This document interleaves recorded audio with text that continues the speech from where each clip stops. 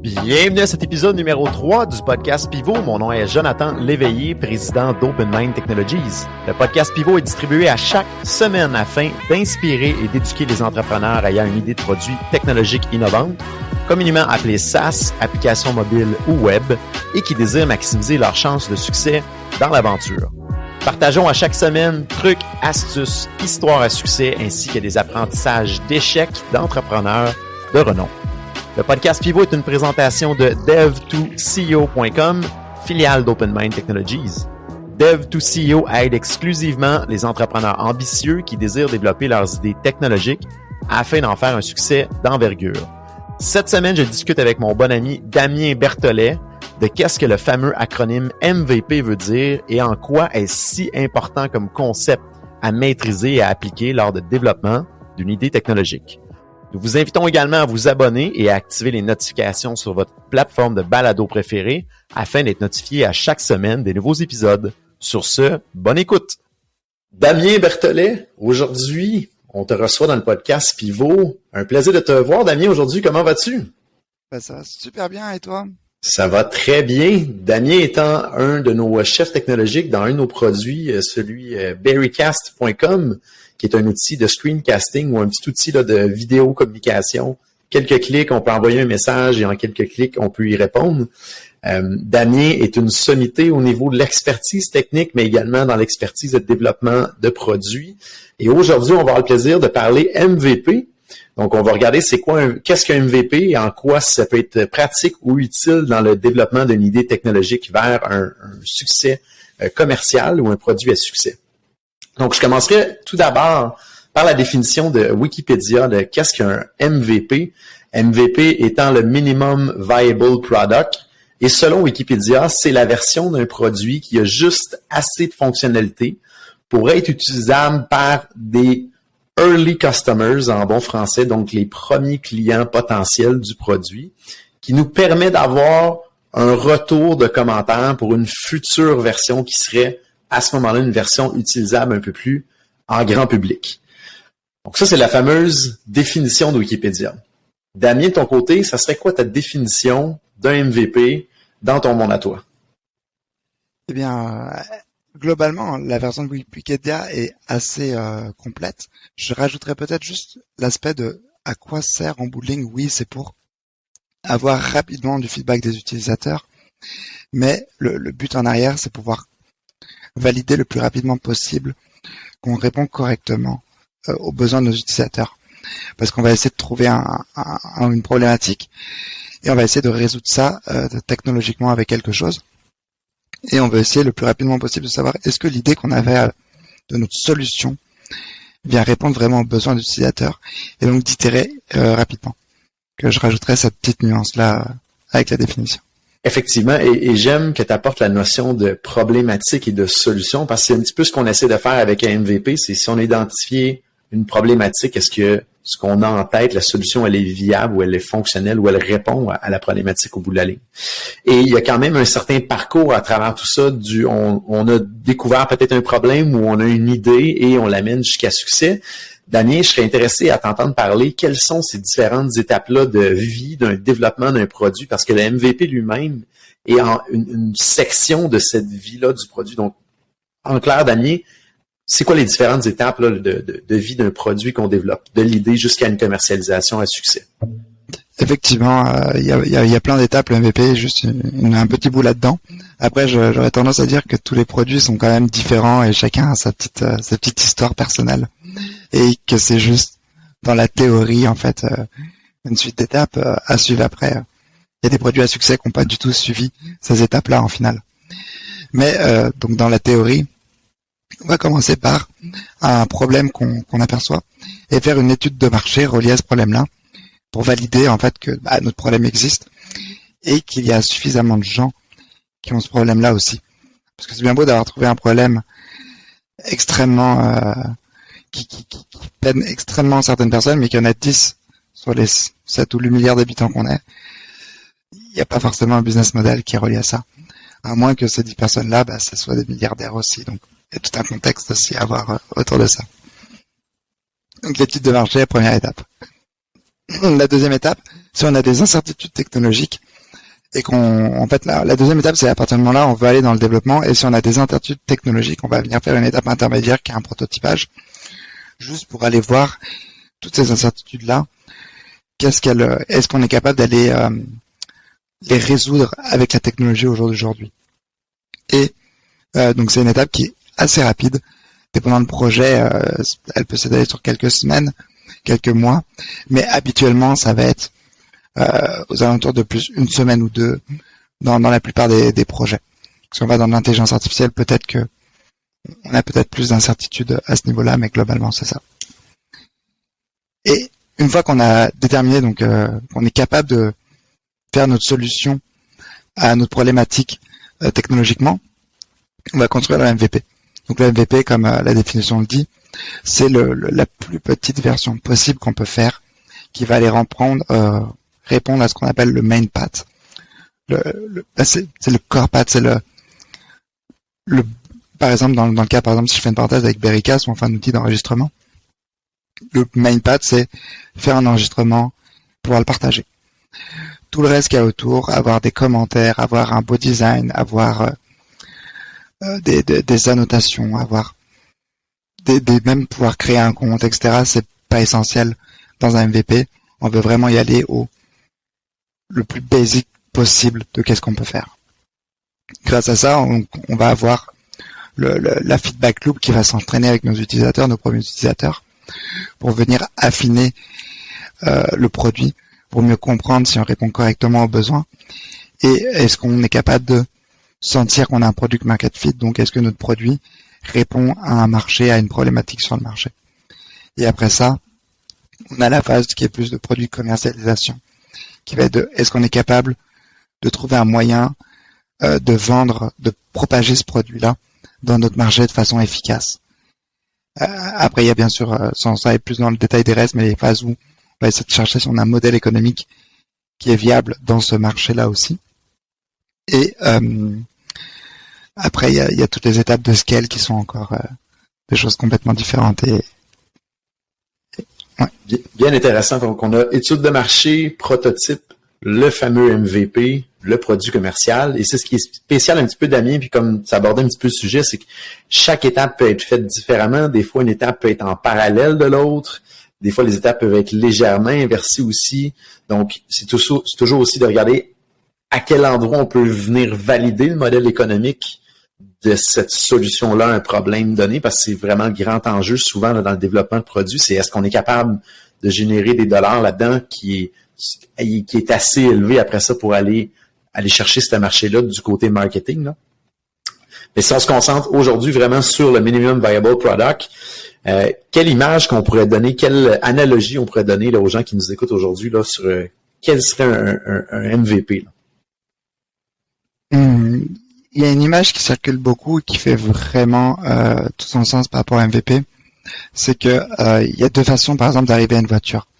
Soit on arrive, on commence à construire, donc on met des roues, on met un châssis, on commence à faire une construction dessus, on met un moteur, etc. Donc ça va nous prendre 5-6 étapes pour arriver à une voiture, sachant qu'à la base, on sait même pas du tout qu'est-ce qu'on essaye de faire, et ça va être très compliqué d'arriver donc à construire une voiture si on sait même pas l'objectif final de qu'est-ce qu'on est en train de faire, dans le contexte qu'on connaît pas les voitures et que notre problématique c'est juste de se déplacer d'un point A à un point B efficacement.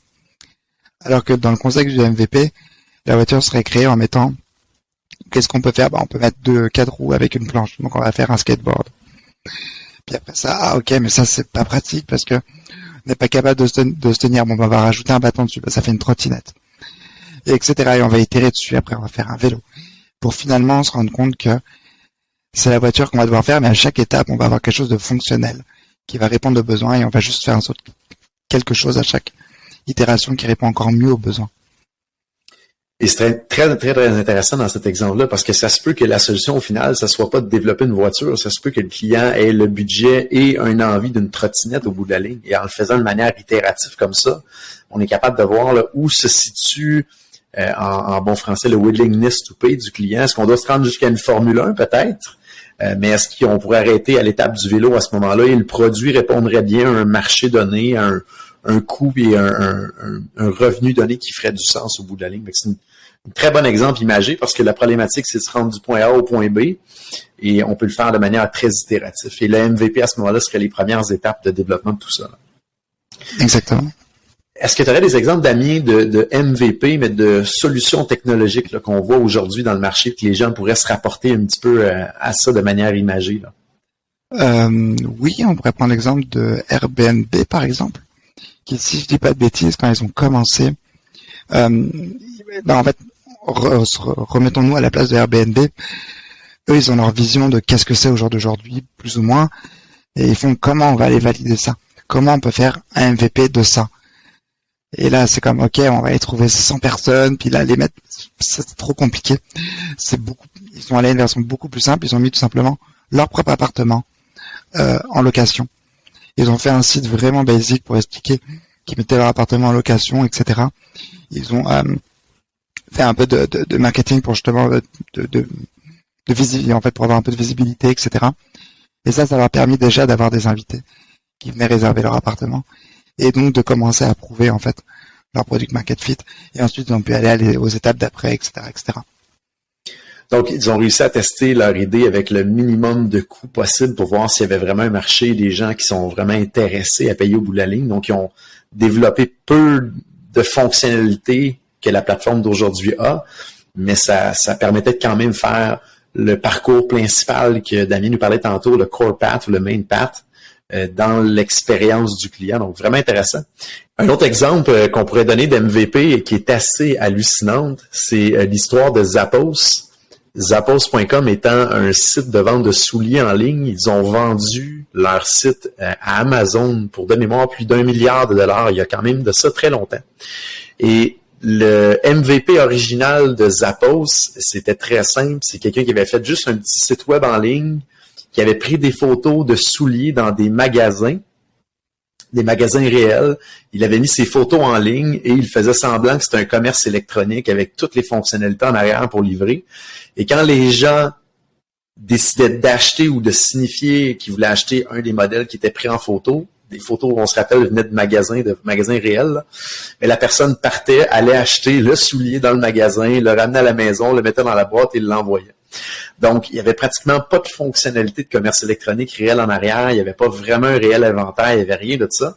Mais il avait réussi, à ce moment-là, le fondateur de Zappos, à créer le produit minimum, le plus simple possible pour être capable de valider est-ce qu'il y a du potentiel à vendre des souliers en ligne.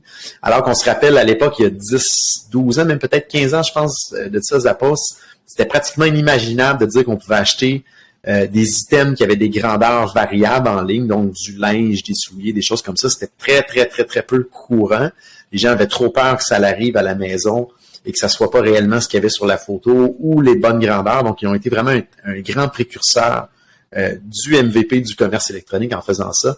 Et l'histoire ensuite qu'ils ont créé par la suite un grand commerce électronique qui ont vendu au-delà d'1 milliard de dollars à Amazon, qui existe encore aujourd'hui.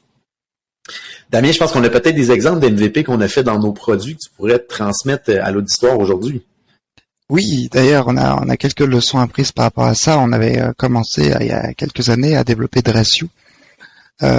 Dress-You qui est une application de partage de look vestimentaire en ligne avec achat de panier unique.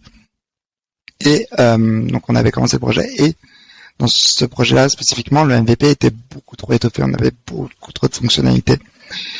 Et on s'est rendu compte, après coup, que il y avait beaucoup de temps qui avait été mis, qui finalement était pas utile pour aller valider qu'est-ce qu'on avait besoin de valider à ce moment-là. Donc, grâce à ça, on a vraiment beaucoup appris pour pouvoir mieux faire les choses. Et, par la suite, donc, on a démarré Berrycast, il y a quelques années aussi. Et on a vraiment pu se concentrer sur le minimum, vraiment un MVP vraiment minimal. Et on avait vraiment eu un temps pour commencer à avoir du feedback beaucoup plus court qu'avec Dress-You. Et ça nous avait donné beaucoup plus de valeur rapidement. Donc c'était vraiment un bel apprentissage qu'on a pu avoir grâce à ça. Très bon partage, Damien. Puis tu mentionnais dans Dress-You, il y a des choses qu'on a faites peut-être de trop. Est-ce que tu as des exemples de ce qu'on a fait de trop qui aurait dû se retrouver dans une version plus mature du produit et non dans le MVP. Vous avez une idée de produit techno à développer et vous vous demandez, suis-je prêt à le faire? Bonne nouvelle, dev2co.com rend à votre disposition un mini questionnaire gratuit en ligne qui vous permettra de parfaire votre réflexion et surtout de valider à quel point vous êtes prêt ou non à démarrer le développement de votre idée technologique. Rendez-vous au dev2co.com/évaluation, DEV le chiffre 2 CEO.com/EVALUATION. Sur ce, de retour à l'épisode en cours. Oui, j'en ai deux spécifiques. Le premier, c'est qu'on a fait un dashboard administrateur afin d'aider justement les administrateurs à gérer les produits, etc. Alors que tout ça peut être géré directement par un développeur dans la base de données. Donc c'était toute une couche qui est, oui, absolument essentielle dans le futur pour venir déloader les développeurs, mais absolument pas nécessaire à l'étape où on en était. Si je fais une parallèle avec Berrycast, malgré que ça fait plusieurs années maintenant qu'on roule, il y a encore des choses qu'on n'a pas de dashboard administrateur pour le faire, que c'est directement les développeurs qui font directement dans la base de données encore. Parce qu'on n'a pas de valeur encore à le faire. Il y a vraiment, comme il y a des choses qu'on peut vraiment postponer dans le futur pour augmenter la valeur que les utilisateurs en final auront et donc que tout le monde aura. L'autre exemple, dans l'application de direction, on avait mis en place un système de wishlist. Donc c'est pas mettre un look dans un panier, c'est le mettre dans une wishlist et construire une wishlist avec plusieurs listes, etc. Ça aussi, c'est une fonctionnalité vraiment cool, vraiment pratique, mais complètement non essentielle pour aller valider que les gens veulent acheter des looks directement dans l'application. Bien intéressant, Damien. Puis, si on recule un petit peu en perspective, puis on regarde, maintenant on sait un peu plus c'est quoi un MVP, maintenant on pourrait se poser la question, à qui s'adresse un MVP? Qui sont les utilisateurs qu'on tente de rejoindre au bout de la ligne? Mon opinion, tout ça, c'est vraiment pas pour tous les types d'utilisateurs, c'est vraiment pour les utilisateurs qui sont un peu plus visionnaires ou les early adopters, qu'on appelle en anglais, donc les premières personnes qui sont un peu plus tech savvy, donc qui aiment un peu plus de tester des nouvelles choses et qui sont prêts à dire « Ok, je vais l'essayer, mais ça se peut qu'il y ait des bugs, ça se peut qu'il y ait des problématiques. » Donc, il faut garder ça en tête, je pense, quand on développe un MVP, que c'est pas monsieur, madame, tout le monde qui va l'utiliser. Je pense que c'est plus nos premiers clients ou ceux qui sont vraiment, vraiment, vraiment intéressés par le problème et la solution et qui ont peut-être un petit angle un peu plus technique à travers tout ça. Donc, faut pas se dire que qu'il faut qu'il y ait toutes les fonctionnalités dedans. Faut pas se dire non plus qu'il y ait aucun bug dans le système parce que si on livre un MVP sans aucun bug, on risque souvent de manquer la fenêtre d'opportunité dans le temps pour lancer le produit. Et il y a même une phrase qui est quand même bien connue dans le domaine du développement de produits. Si on lance un produit qui n'a pas de bug, c'est juste parce qu'on l'a lancé trop tard dans le marché, puis on risque complètement d'être outdated. Donc, c'est un peu un mantra de dire, c'est important, ça va être bizarre ce que je vous dis là, mais de lancer des produits qui ont des bugs dessus, on est mieux souvent de prioriser la vélocité que le zéro bug au bout de la ligne. Parce que ça se peut que même que les fonctionnalités qu'on développe ne soient pas utiles ou utilisées par l'utilisateur final au bout de la ligne. Exactement. Ce que tu veux vraiment accélérer, c'est l'apprentissage que tu vas avoir. Et c'est un bon point parce que c'est pas tout le monde, c'est pas tous les utilisateurs qui vont accepter d'arriver sur une plateforme qui a pas d'UI, qui est pas très belle. Justement, certaines fonctionnalités marchent à moitié, mais que le main core path marche. Et donc cette tranche de personnes-là, c'est ceux-là qu'on vise quand on fait un MVP. Donc c'est important de pas avoir dans l'idée de oui mais là les autres ils font pas ça, il y a aucune application qui va comme ça, c'est normal parce qu'on veut pas la majority, je vais y arriver. On veut vraiment juste les early adopters là-dedans. Très bon point. Puis j'aime beaucoup le terme quand tu dis, Damien, que c'est de l'apprentissage, le MVP. Parce qu'on va aller valider un marché, on va aller valider s'il y a vraiment la problématique, on va aller apprendre s'il y a des gens qui veulent payer pour tout ça. Fait que c'est vraiment une phase, puis je pense que c'est un bon mot, c'est vraiment une phase d'apprentissage. Et je pense que c'est comme ça, faut le garder en tête tout au long qu'on fait le développement. Et c'est pas une phase qui est parfaite en soi. Dans la liste des fonctionnalités, dans la stabilité du système, dans la beauté du système. On est vraiment à la source, on est vraiment au brut, on est vraiment dans le parcours minimal c'est fait un petit peu en mode chaotique à travers tout ça. Donc, maintenant qu'on sait un peu plus qu'est-ce qu'un MVP, à qui ça s'adresse. Maintenant, rentrons un petit peu plus dans à quoi ça sert. Donc, Damien, je te lance la question. Si on rentre plus en détail, à quoi sert un MVP?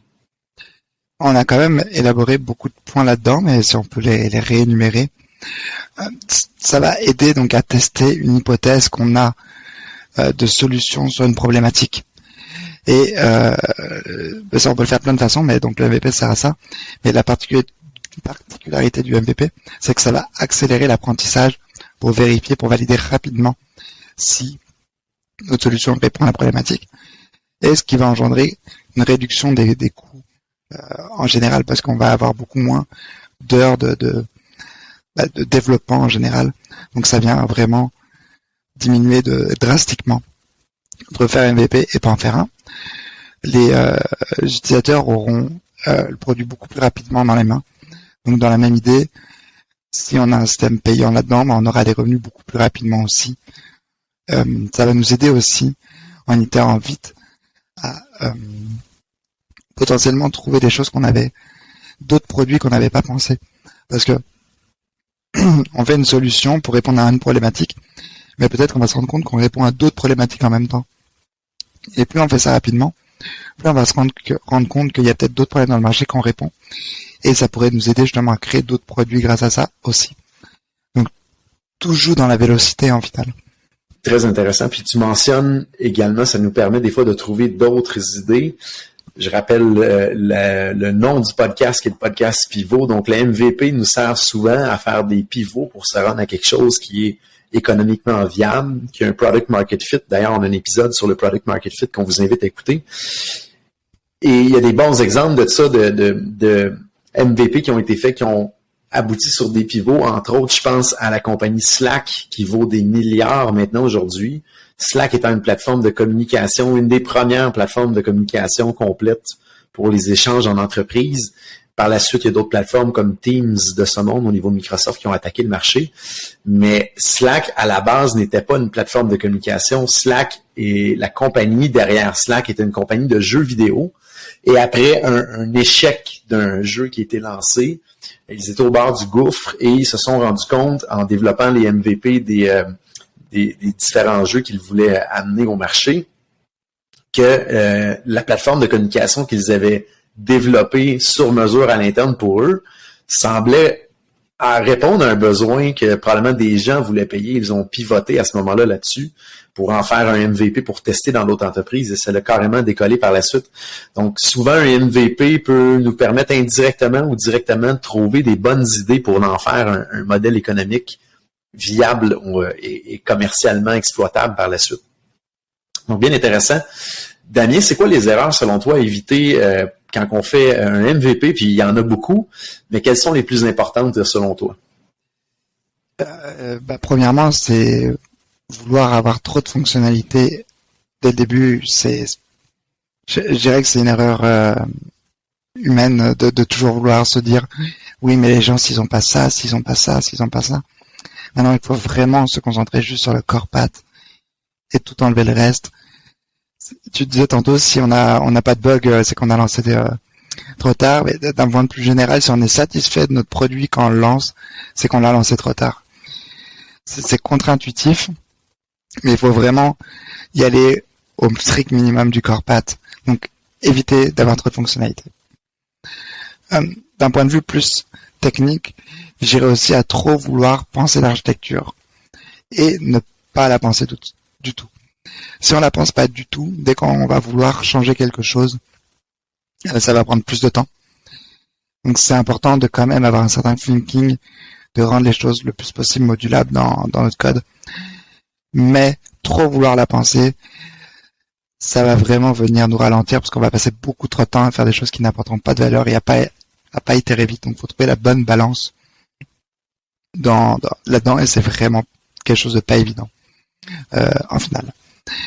Encore une fois, si je prends l'exemple de ce qu'on a eu, il y a eu plein de choses qu'on a fait où la balance n'était pas vraiment bonne, puis on a pu s'ajuster avec le temps. Maintenant, c'est mieux, et avec le temps, on va encore s'améliorer sur trouver cette mince balance difficile. Dans la même idée que l'architecture, c'est tout ce qui est code. Donc avoir un code parfait, un code qui s'exécute vite, qui exempt de bug, comme on disait tantôt, etc. Il faut trouver vraiment le bon équilibre. Parce que oui, ça ne dérange pas qu'il y ait des bugs dans un MVP, mais on veut pas qu'il y ait des bugs sur le core path pour la majorité des gens non plus. Il faut quand même être logique là-dedans, parce qu'on peut rien valider si notre solution répond pas au problème en final. Donc c'est trouver cette juste balance. Et ce qui est spécial, qui est difficile, c'est que cette juste balance ou cette ligne parfaite là qu'on dit, bon, est-ce qu'on fait trop ou pas assez d'architecture?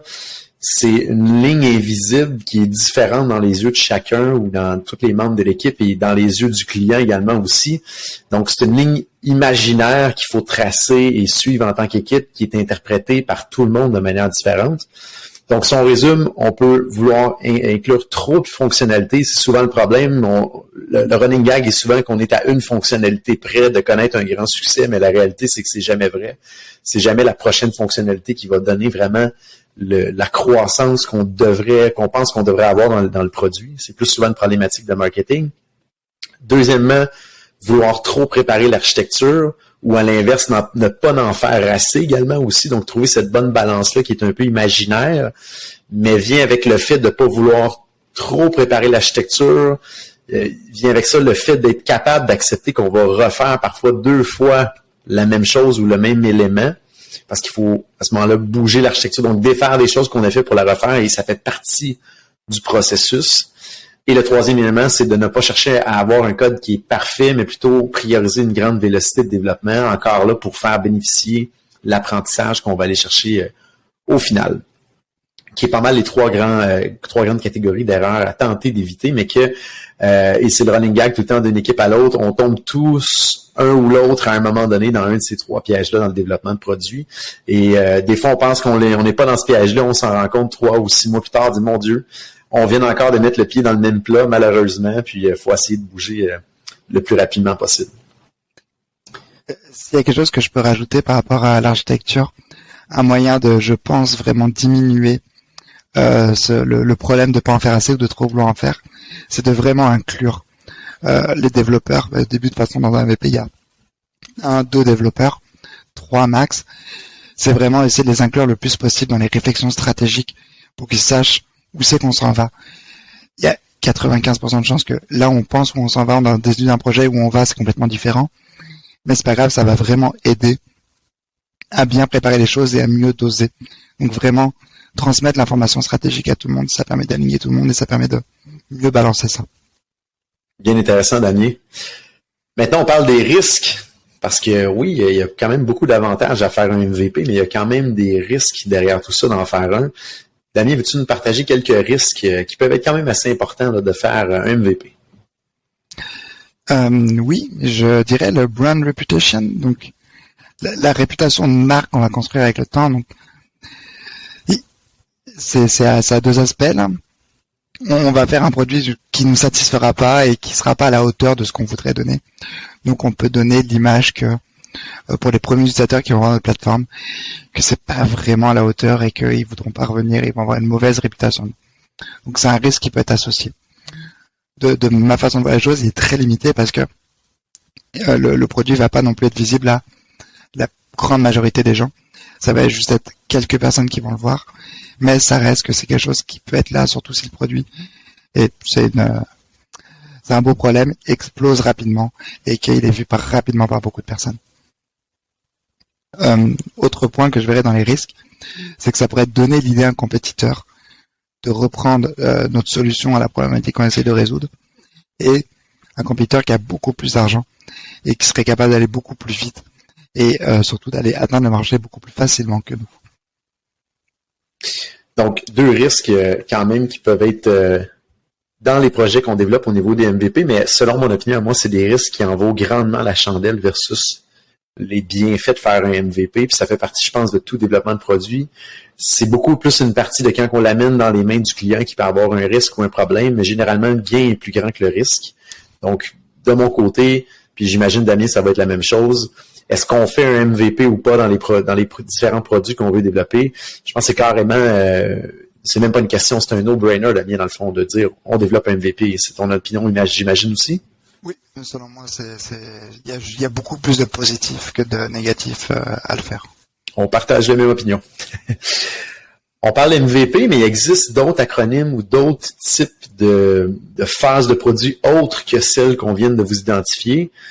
On rentre rapidement dedans. On parle d'un MVP versus un MAP. Qu'est-ce qu'un MAP, Damien? Ouais, c'est un peu la même chose. Des fois, on peut l'appeler MAP, MPP, Minimum Awesome Product, ou MMP, Minimum Marketable Product. Donc ça, c'est à peu près la même chose avec quelques petites nuances, mais c'est à peu près la même chose ces deux-là. Et la différence avec le MVP, c'est que ça va être l'étape d'après, ça va être au moment où on a validé en fait notre product market fit, que on répond à un besoin dans le marché, et là on veut aller attaquer le marché. On veut essayer de trouver notre channel d'acquisition qui va nous permettre de convertir efficacement les gens à notre solution et surtout à les convertir à des gens payants. Après, gens payants, ça peut être parce qu'ils donnent de l'argent, parce qu'ils regardent de la pub, peu importe quel modèle de revenu. Donc, et c'est après le MVP, donc on arrive dans cette phase-là où, en réalité, un MVP, ça va être quelque chose qui va répondre aux besoins le plus simplement possible, et le MAP ou le MP va rajouter le côté, il va le répondre. L'application devrait être quand même rapide, fluide dans l'utilisation, avec un beau design. Donc là, on ne s'adresse plus seulement aux early adopters, mais on s'adresse à la vast majority. Donc on va aller chercher des choses en plus pour venir impacter le tout, finalement. Donc, un MAP ou un MPP et je dirais un MVP un peu sur les stéroïdes au niveau de l'aspect de ce que le client voit en termes de design, de rapidité, de fluidité. Donc, on reste quand même avec les fonctionnalités de base, mais on met un petit peu de crémage autour pour créer un effet wow. C'est bien ça, Damien? Oui, globalement, c'est ça. Juste pour avoir l'impression que le produit, c'est un produit fini, que c'est un produit commercialisable, justement. Fantastique. Et on a par la suite d'autres fonctionnalités qui peuvent être ajoutées pour aller plus vers une version de commercialisation à grande échelle du produit. Yes. Ce qui nous amène à la fameuse dernière question, combien coûte un MVP? Et là, c'est la fameuse question qui peut être répondue de 32 manières différentes, avec 32 réponses qui sont tous meilleures les unes que les autres. On aime quand même être dans le concret ici, dans le podcast et avec nos clients, entre autres chez OpenMind. Donc, on vous donne un petit peu d'informations, une règle du pouce de combien coûte un prototype, combien coûte un MVP, combien coûte un produit commercial pour que vous puissiez savoir un petit peu c'est quoi les budgets requis pour ça. On reste par contre franc avec vous que c'est très variable d'un projet à l'autre, mais on se lance quand même un peu avec des chiffres. Donc, de prendre une équipe, un partenaire, exemple comme OpenMind, pour faire développer un prototype, donc de tester ou plutôt d'éliminer des incertitudes, généralement, ça va être entre 50 000 à 100 000 $ de développement qui est requis, incluant la charge de projet, l'assurance qualité, tout ce qui vient avec. Donc, prototype, 50 à 100 000 $. Un MVP, généralement, on va passer de 100 000 à 250 000 $. Ça peut monter des fois jusqu'à 500 000. Et quand on parle de produit commercial, ben là, on peut partir d'un 250 000, 500 000 à des fois, mais même parfois plusieurs millions comme plafond au bout de la ligne. On a juste à penser à, par exemple, des compagnies comme ClickUp de ce monde, qui est un logiciel de gestion en ligne, sont rendus à des dizaines, pratiquement des centaines de millions de dollars investis dans le développement de leur solution. Donc, un produit commercial, selon la quantité de fonctionnalités, selon la quantité de plateformes qui doivent être conformes pour s'y connecter. Donc, est-ce que c'est mobile? Est-ce que c'est directement sur les navigateurs? Est-ce que c'est sur les portables, sur les tablettes? Donc, on vient décupler la complexité, beaucoup plus d'assurance qualité à faire, toute l'architecture qui vient en arrière. Donc, ça peut aller très, très, très vite un produit commercial. Donc, si on résume, prototype, 50 à 100 000, un MVP, 100 à 250 000 environ, et un produit commercial, souvent, va être 250 000 en montant, et ça peut aller très vite et s'échelonner également sur plusieurs années par la suite. La bonne nouvelle, c'est que généralement, rendu à produit commercial, on a prouvé la viabilité économique du produit, ce qui permet d'y en investir de plus en plus pour aller chercher de plus en plus de clients et de continuer à investir en marketing par la suite. Donc, le risque, généralement, financier, va vraiment se situer là, pour développer une idée technologique entre 0 à 250 000 ou à 500 000 environ. Généralement, par la suite, on a prouvé là, cette viabilité économique et là, ça devient plus un investissement qui est prouvé et qui nous confirme que ça vaut la peine d'aller plus loin à mettre des dollars sur la table. Bien sûr, si vous engagez une équipe à l'interne de votre côté, ça peut apparaître moins dispendieux si vous êtes capable de bien gérer ces équipes-là et que vous avez les bonnes ressources spécialisées. Et généralement, pour un produit comme ça, il faut plusieurs ressources personnalisées pour être capable d'arriver à terme. On parle entre autres de développeurs, on parle d'architecte système, on parle de chargé de projet, on parle de gens en marketing aussi en arrière de tout ça. Donc, ça prend plusieurs ressources et encore là, ça peut quand même aller très vite au niveau des salaires pour attirer ces gens-là et les garder à ce moment-là dans votre équipe à travers le temps. Donc, voilà, Damien, est-ce que tu avais un élément que tu voulais rajouter par rapport au coût ou par rapport à la discussion sur les MVP d'aujourd'hui? Non, j'ai l'impression que ça fait vraiment un beau tour et c'est tellement intéressant de rentrer dans cette aventure-là et de construire ça et de pouvoir avoir du feedback du utilisateur. C'est vraiment une belle activité, une belle expérience à faire. Effectivement. Et si je retiens quelques mots d'aujourd'hui, ça serait le mot apprentissage, expérience et réduire le risque. Je pense que c'est les 3 éléments que vous devez retenir par rapport à un MVP. Et comme Damien mentionne, c'est excitant comme phase parce que c'est souvent l'endroit où on est le plus souvent avec les utilisateurs pour venir valider, confirmer le besoin, le problème, des fois pouvoir pivoter au bout de la ligne sur le problème pour se rendre à un produit technologique qui vit un succès commercial d'envergure. Donc, merci beaucoup, Damien, d'avoir participé au podcast aujourd'hui. Je pense que c'est le premier de plusieurs épisodes qu'on va tourner ensemble et que tu as beaucoup de connaissances et d'expérience. Donc, merci Damien et à tous, je vous dis à la semaine prochaine, à bientôt. Merci à tous d'avoir été des nôtres cette semaine. Si cet épisode de podcast vous a plu, on vous invite à le partager sur les médias sociaux et à vous abonner pour recevoir les alertes des nouveaux épisodes sur votre plateforme de balado préférée. Je vous invite également à continuer la discussion sur LinkedIn. Mon nom est Jonathan Léveillé, président d'OpenMind Technologies. N'hésitez pas également à nous soumettre vos idées de sujets et idées d'invités. Ne manquez pas non plus la semaine prochaine, j'ai le plaisir de m'entretenir avec Julien Brault, le CEO de Hardbacon, qui a levé plusieurs millions de dollars en financement participatif. Julien a toute une histoire, on vous invite à l'écouter. Et sur ce, à la semaine prochaine.